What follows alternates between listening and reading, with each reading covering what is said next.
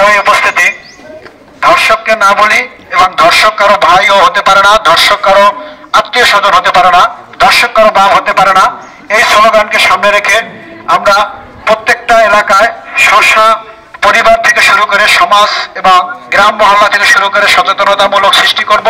একটি গ্রামে যদি সচেতন হয়, একটি পরিবার যদি সচেতন হয়, তাহলে এমনিতেই ধর্ষককারীরা কোনো প্রকারই সুযোগ পাবে না যে আমার বোনের ইজ্জত নিতে, আমার বোনকে ইপ্রিজিং করতে, আমার বোনের ইজ্জত হানি নষ্ট করতে।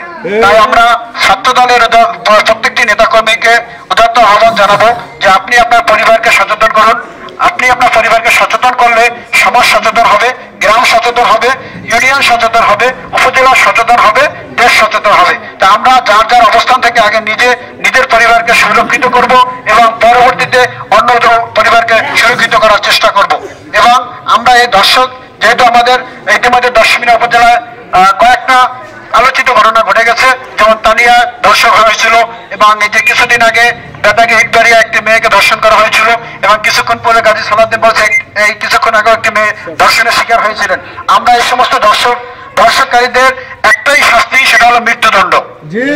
কারণ ধর্ষককারীদের যদি মৃত্যুদণ্ড না হয়, এরা পুনরাবৃত্তিতে এদের লোকজন নিয়ে আবার আমাদের একটা বোনকে ধর্ষণ করার চেষ্টা করে।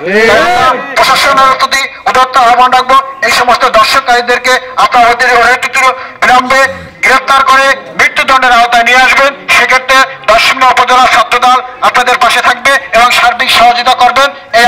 যারা নতুন প্রজন্ম আছেন তাদের প্রতি আমাদের আহ্বান থাকবে, শুরুতেই আমি বলছি ছাত্রদল কোনো টোকাইদের সংগঠন না, ছাত্রদলে কোনো টোকাইদের স্থান নাই, ছাত্রদলে কোনো কিশোর গ্যাংয়ের স্থান নাই, ছাত্রদলে কোনো ইফতিজারদের স্থান নাই। আপনাদেরকে বলবো, আপনারা জানেন গত 17 বছরে রাষ্ট্রীয় যে স্বৈরাচার চলেছে, রাষ্ট্রীয় যে দুরাচার চলেছে, তার প্রভাব আমাদের পাড়া মহল্লায়, প্রত্যন্ত পাড়া মহল্লায়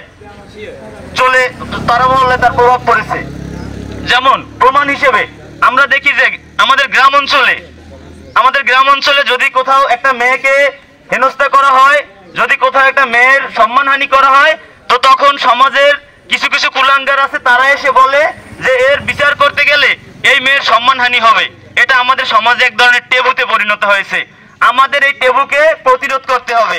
আপনারা জানেন আপনাদের এই বেতাগী ইটভাটায় এই গত 1-2 মাস আগে, এক মাস সময়ের আগে ইটভাটার এক শ্রমিকের শিশু সন্তানকে একজন রেপ করেছে এবং তাকে বিভিন্ন যোগসাজশে বাঁচানোর জন্য বিভিন্ন অপকৌশল নেওয়া হয়েছে এবং তারপরে সে এলাকা থেকে পালিয়ে গেছে। পালিয়ে যাওয়ার পরে তাকে চরকাজলের লোকজন তাকে ধরে গণধোলাই দিয়ে তারপরে প্রশাসনে সোপর্দ করে। সে ছিল একজন যুবলীগ। এই যে যুবলীগ বা এই যে ধর্ষক, এই ধর্ষককে যে চরকাজলবাসী ধরিয়ে দিয়েছে, আমি চরকাজলবাসীকে সাধুবাদ জানাই।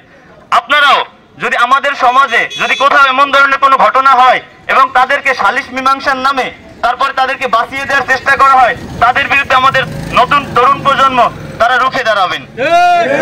এই ক্যাম্পাসে বলছি, এই ক্যাম্পাসের যারা শিক্ষার্থীরা, আপনাদের ক্যাম্পাসে যদি আপনাদের কোনো বোনকে যদি কোনোভাবে হেনস্থা করা হয়, কোনোভাবে সম্মানহানি করা হয়, তাহলে ধর্ষণ তো দূরের কথা, এই হেনস্থাকারীর বিরুদ্ধে বা এই ইফতিজারের বিরুদ্ধে আপনারা এমন পদক্ষেপ নেবেন যাতে ভবিষ্যতে কোনো ইফতিজার এই ধরনের কোনো কর্মকাণ্ড করার সাহস না পায়।